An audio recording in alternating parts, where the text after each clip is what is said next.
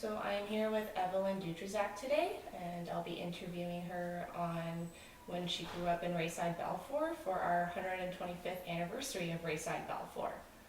Thank you for interviewing. Thank you, Jessica, for coming to interview me on my community. Okay. So I just want to start out with your parents. If you can tell me what your father was like or your mother. Okay, well, I'm a Vinecourt. My maiden name is Evelyn Vinecourt, and been married to Roland Dutrisac for the last 46 years. My parents, my father was a Vinecourt, Jeff Vinecourt, and my mother was Ruby Duhamel. And my parents were very generous people. They had la joie de vivre. They loved to welcome people into our home. We lived in the paternal home with my grandfather, Wilfred Vinecourt. My parents married in 1946, and from then on, they stayed in the paternal home on Main Street, 53 Main Street in Chelmsford. And my mom and dad had 12 children. 4 girls died at birth, and we were 8 living with my parents and my grandfather Wilfred. I had my siblings. I have an identical twin sister, who's Marilyn Richard. Then I have a brother, Kenneth Vinecourt. My brother Louis has passed, Louis Vinecourt. Then I have my brother Albert Vinecourt. Then I had in 53, my brother Andre, who was disabled, was born.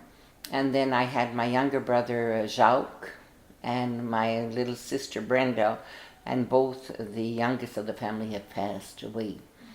I would have to say that my living in the paternal home, we were very, very close to the family, the whole Vinecourt family.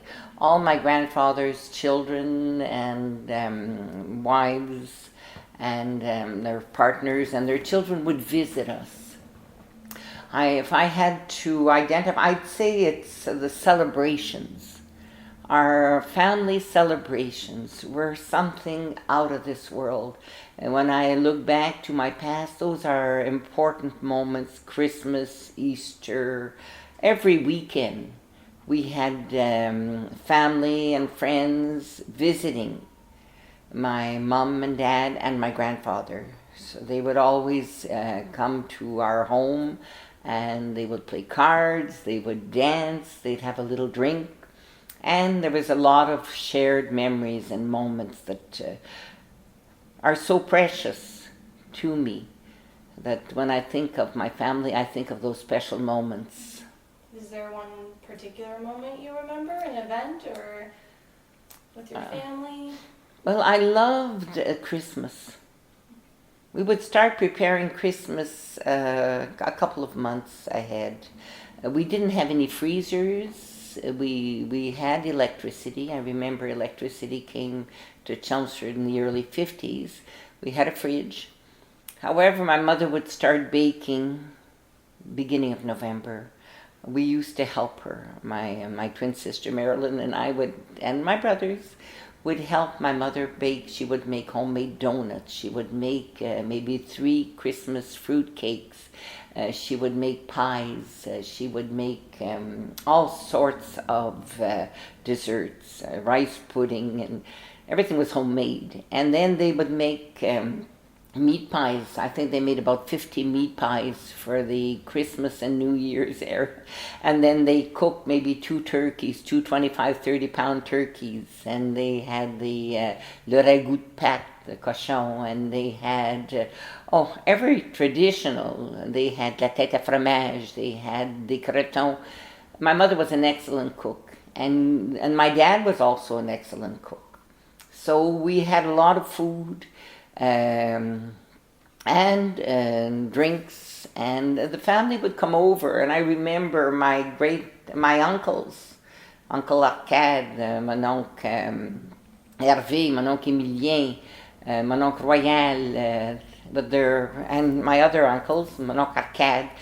ma tante Laurence, and my godmother, ma tante Evelyn, ma tante Lita, they would all come to our home and they would celebrate. Oh, I had cousins that played the guitar, they would sing, and it was very oriented towards my grandfather. I remember a year my grandfather was in the States. He had health issues and had gone to a hospital in the States, and they were all at our home at Christmas, and they were crying and they were missing Grandpa. Because Grandpa Wilfred was a very, very gentle, a very kind, older adult, caring, loving children. So I would say those celebrations were very important. Being a big family, my mother was always in the kitchen cooking. Every Saturday afternoon, they built the Plaza Theatre Hall. We were just living next door to the Plaza Theatre Hall in Chelmsford at 45 Main Street. And every Saturday we used to go to the cinema. My father would come home from work. He worked at Vancouver Motors, and he would come home and he would give us 25 cents. 15 cents to pay for the theater and 10 cents to buy a popcorn. And my mother was close to my Aunt Bridget, who was an Indigenous woman.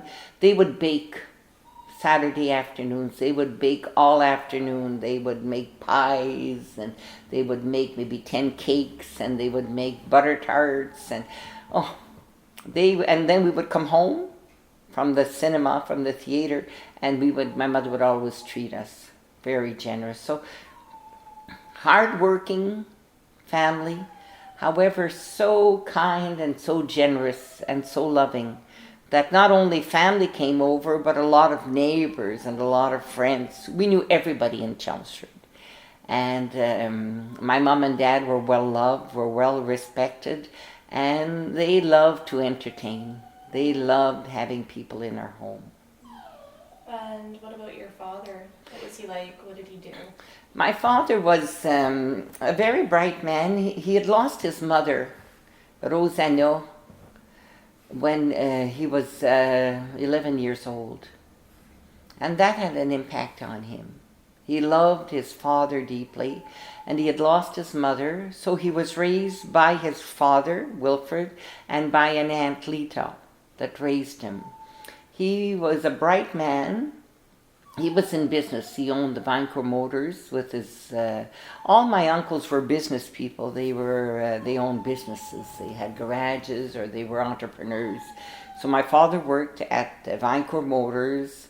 Then he went to take courses at the University of Toronto, where he learned accounting, and he worked for the retail sales tax. He was hired as a retail sales tax for the Northern Ontario. And he also loved trucking. In the last years of his life, he did some trucking with my Uncle Emil. They trucked and loved to drive that truck. And often he would bring me, he would bring my sister and I. He was so proud of us as twins that he would bring us all over everywhere. And we would spend times with him, days with him, going to get some sand or working on the big trucks to Cartier or to Capriol. We would go with my dad. He'd bring us with us. He was so proud. He was very kind and generous man. Soft-spoken and loved us deeply. My mother and father loved children.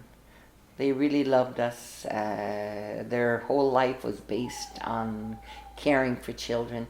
And at that time, children were not respected the way they are today.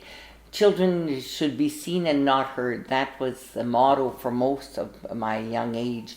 However, my parents, we always had dinner.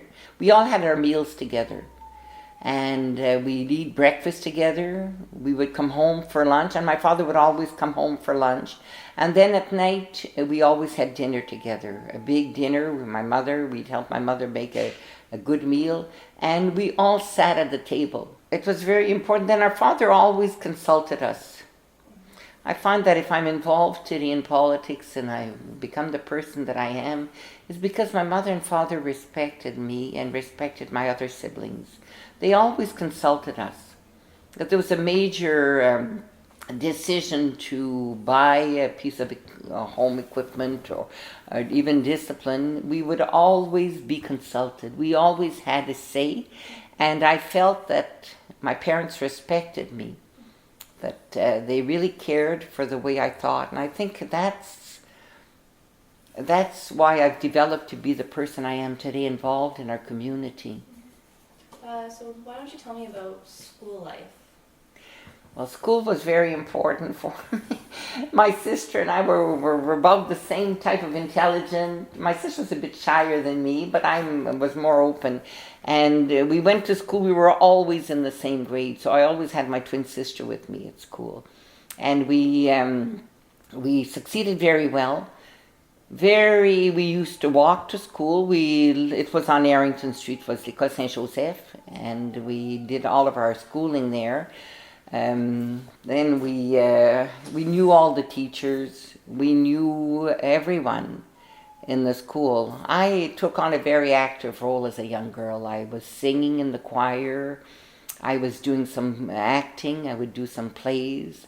I was often chosen to be president of my school, my class council, president of different committees in the school. So took on a very, very active role in school and loved it and succeeded extremely well. Then I went on to Chelmsford High, which I did my high school in English with some French. And then I went on to university, went on to Ottawa U. And then when I was a young girl in grade 13, it was rare for women to go on to education. We were more expected to find a partner, to marry, and to have children. I went to university in 1967, and I was called an old maid because I hadn't married. So at that time, women didn't go to school, and a lot of us didn't go on to university. But my parents were rich and went to university, found some jobs, and was able to complete my bachelor's degree, my Bachelor of Science degree, and then come back to be a teacher. I really loved teaching. I just want to ask, when you were younger as a child, what was it like a day in being school? Like how would it be laid out? Well, we used to get up maybe around, we often went to church, we often went to Mass, because the Catholic Church, being a Catholic then, that was important, especially during Lent. We had to go to church, to Mass every morning, even if it's 40 below or whatever it was. We went to church, and then on Sunday we went to church. And at that time we had benches. I remember going to church with my father, my mother, and all the other siblings. And we were sitting in a bench. We had to pay for a bench at the church. And we would go to church on Sunday. And my mother would curl our hair. And so church was very important. So we got up in the morning, then we walked to school. And we had the regular courses. And we followed. I remember all the students from grade 1. We only started school in grade 1. We didn't have pre-kindergarten or kindergarten then. We started at 6 years old. So we went to school, we walked to school, and then we worked. We had maths. I remember us having a lot of debates. They would drill us. They would drill us for memory, questions on history. They would drill us for mathematics. I remember the boys on one side, the girls on the other, and then they would drill us and know if we knew our tables, if we knew how to add or multiply. And then I remember when we come back, we always went home for lunch. And then when we came back, we always had one student that could answer the first question in religion. I remember then you were given like a star, you were given a ribbon of some sort. You were the first or second or third. And I remember me and my sister always wanted to get the ribbon. So we would answer, and then they would put that ribbon on all day. You would be the student of your class for the day. We did a lot of religion, a lot of math, a lot of French, English. We read. And then what I find in school, we had a lot of concerts and plays. Were you in any plays or? I was very active. I had major roles in plays. I remember one time being a nun, being dressed as a nun, and playing about the role of a nun. I remember another time I played the role of her mother, and I got my little brother, Jacques. We called him Coco. He was my baby, and I did that acting. I did acting also when I went to high school. And then we had a lot of celebrations in the community. We had a lot of parades. I remember being the queen of the music in grade 7. We would get on floats and we would sing. We had festivals where we sang. There was our music teacher, Monsieur Roland. We had a lot of festivals and a lot of choir. I used to sing. I have a beautiful voice. I used to sing soprano. I used to sing a solo at Christmas Mass, Sainte Nuit. Then Mr. Roland Gru, who was our music teacher, would get me to sing all over in festivals and concerts. And I used to sing a lot at school. We had the concerts nearly every month. We had a school concert where we as children could participate in plays, in songs, the choir. I have excellent memories of my youth. Was there a favorite teacher or that you remember? Favorite teacher? Well, I remember most of them. There was Sister Zachary in grade first year, Madame Diane Blais, Laurette Blais, Roland Gru. We had nuns teaching us, and we had Sœur Marie-Claire Pauline. There was a lot of, I guess I was close to all my teachers because they helped me develop as a person. They always gave me responsibilities in terms of acting or singing, or they really helped me develop my potential as a person. So as a child, when you were at home, did you have any chores? Like what type of house did you live in? Well, there was a lot of work to be done in a home. When you have 10 family members, 8 children, and like I say, I had a little brother that was disabled, and my grandfather, everybody helped in with the chores. I'm just thinking of washing the floors. We used to get on our knees and scrub with a brush because there were tiles. Today we have the wooden floors, the self-cleaning floor. But then we had to I remember every Friday afternoon, we would help my mother wash the floors. And we didn't have any floor polishers or anything like that. We used to wear socks, and she would she would put apply wax to the floor, and her floors were always done for the weekend. Then we helped with the dishes. Being 10 at the table meant that we had a lot of dishes to do. We helped with the meals. I remember we always had potatoes. We loved potatoes, and for our meals we cooked a full basket of potatoes every night. If we did fries, well, we had to cook 2 baskets of potatoes. My mother would make pancakes and would make all sorts of good food. We always had, like I say, we always had meals together, and we always had good food to eat. So we helped with that. Then we also helped with the washing. My mother would wash 2 times a week. She would wash the Monday, and then she probably washed again on the Friday. And that was quite a venture. I remember her boiling the water in a big boiler on the stove so that the water could be hot. And then you had a washer. They used to call it une laveuse à tordeur. And we had to get 2 pails. You had the washing machine, then you had buckets of water so that you could rinse. And then you always hung your clothes on the clothesline. We didn't have any dryers. Life was very different from today. Today you just put a load in, you put the buttons in, and the washing is done. But then that was 2 full days of work. And like I say, like cooking, you rarely went to the restaurant. Your mother cooked at home, my dad cooked at home, we helped cooking, but everything was made, homemade, even our homemade bread. So everything was a lot of hard work, a lot of tasks and hard work. And I think of my mom today, how hard she worked to make sure that we were properly dressed, that we were clean, that the home was clean. Because like I say, everyone came to visit my grandfather.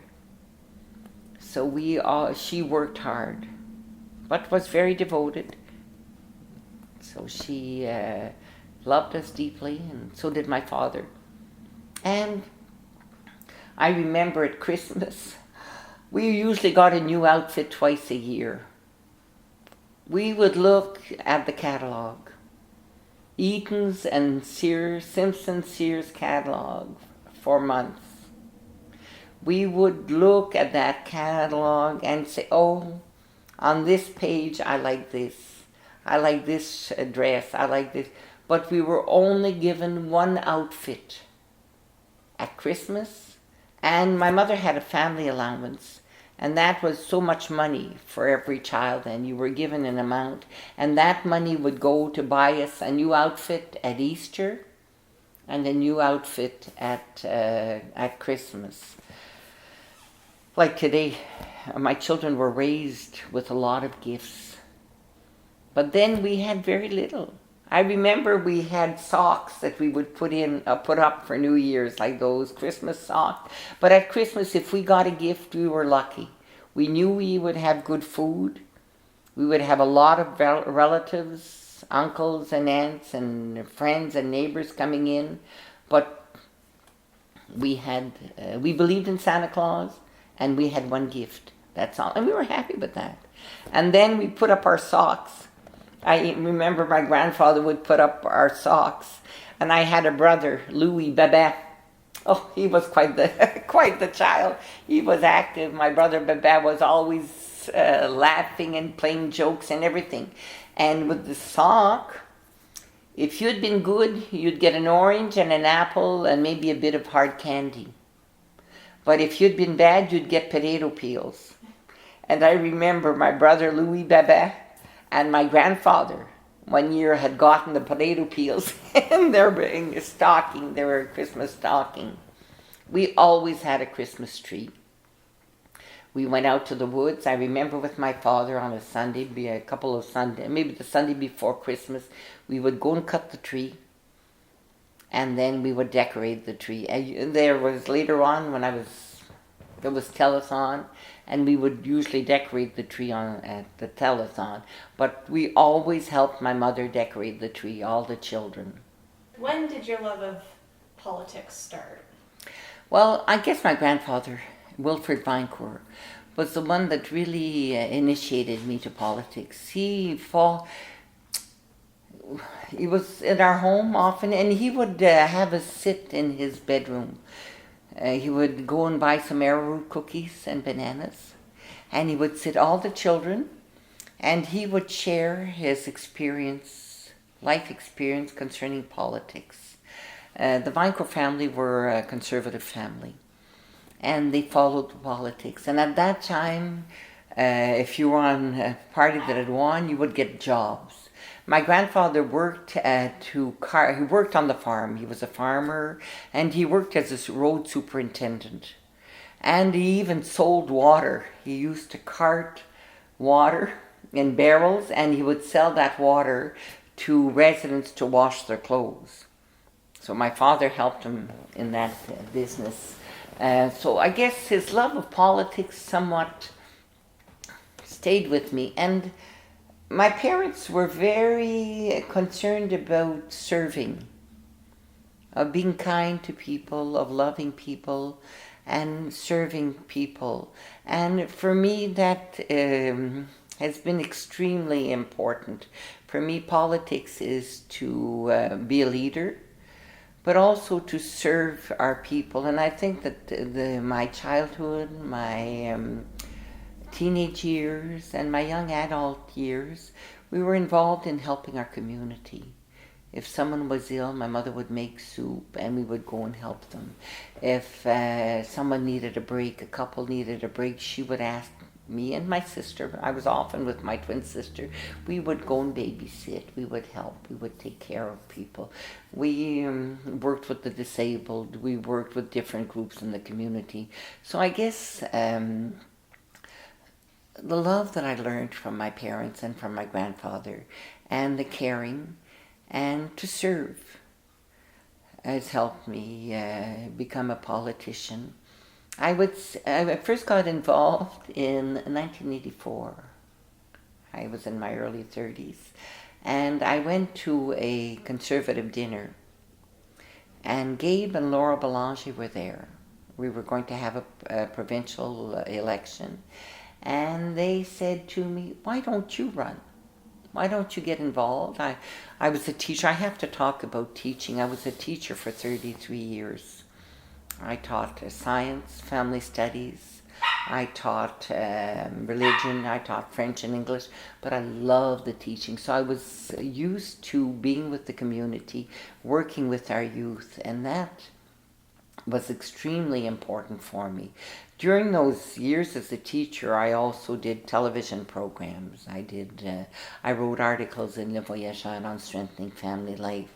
I took a lot of courses, but was very involved with different groups, the Daughters of Isabella, the Knights of Columbus with my husband, so very involved. So in 84, I decided to put my nod. I ran for the Conservatives of the province for Nickel Belt. I didn't make it. However, I got a lot of experience. I door knocked, had a team of people supporting me.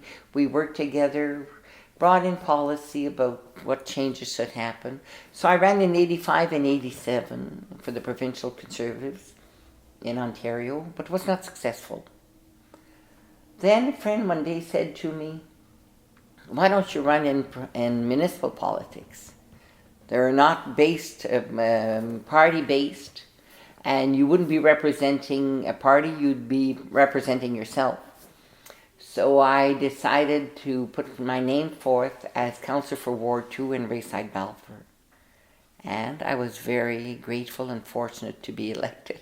And I remember in our home on Sweetland Street, I had lost 2 provincial elections, but when I won that municipal elections, my supporters were so happy. I think we had a big party that day. It was one of my first successes of winning. Mind you, I lost the 85, the 87 campaign.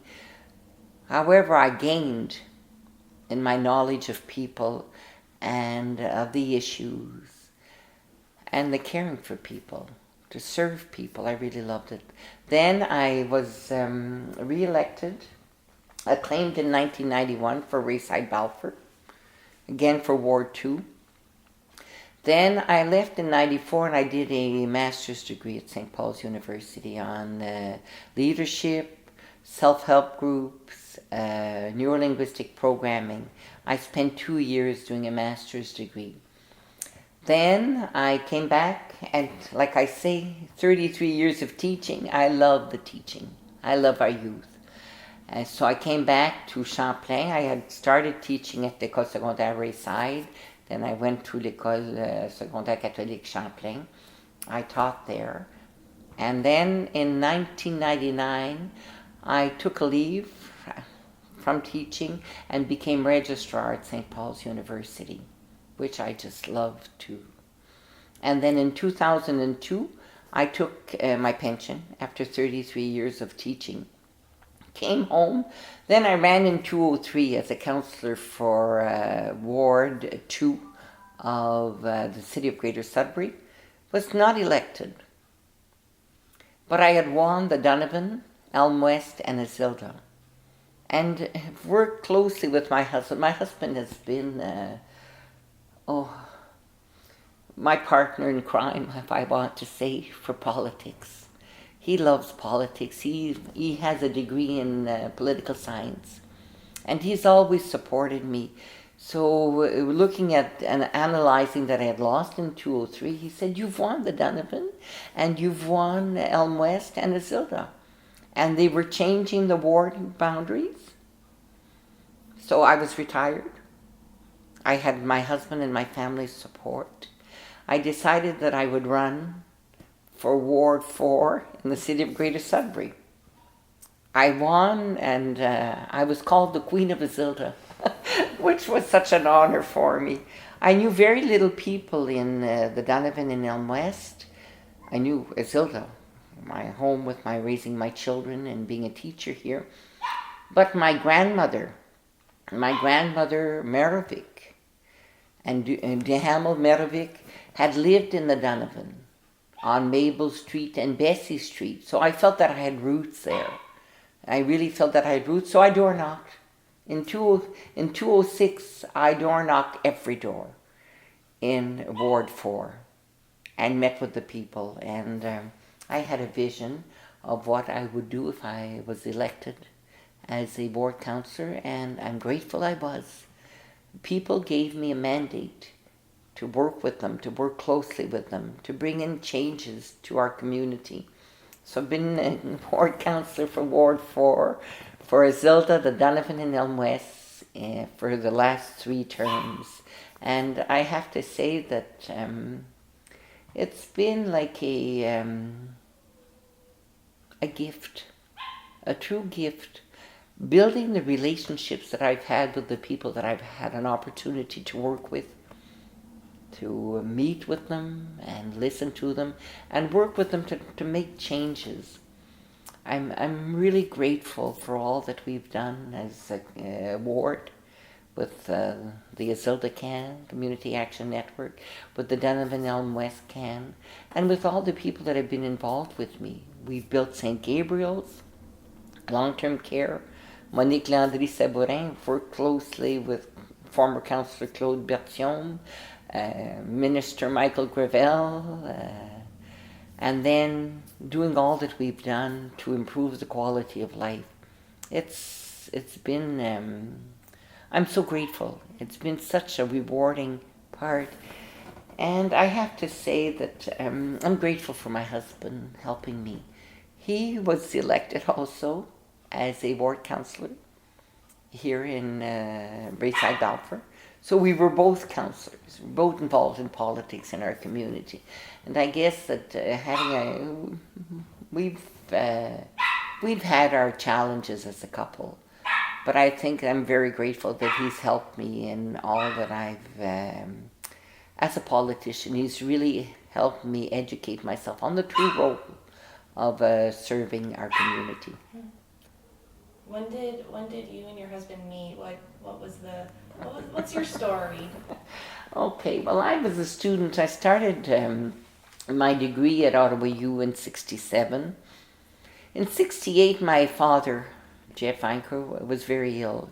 He had problems with his back, and he was undergoing a major operation for his spinal column. And it was the spring, and I came home from Ottawa U, and I spent a lot of time helping my mom at the hospital with my father. So I was with my father at the hospital, and this young man come to visit him. Evelyn Dutrisac was working for the Department of Highways. He was building the road, the Timmins Highway. He was the chief supervisor there. So his brother, Horel, was at the hospital, and he came to see my father. And I said to my mom, I said, "Oh my God, is he ever a nice looking man, Mom? You got to invite him home." Like I say, my parents always invited. So they invited him home, and the story begins, the love story. Then we married in 1970. We met in 1968. Went out together for 2 years, then married on June the 27th, 1970. And I hadn't finished my university. I had another year to do. So we married, moved to Ottawa for a year, but I wanted to teach.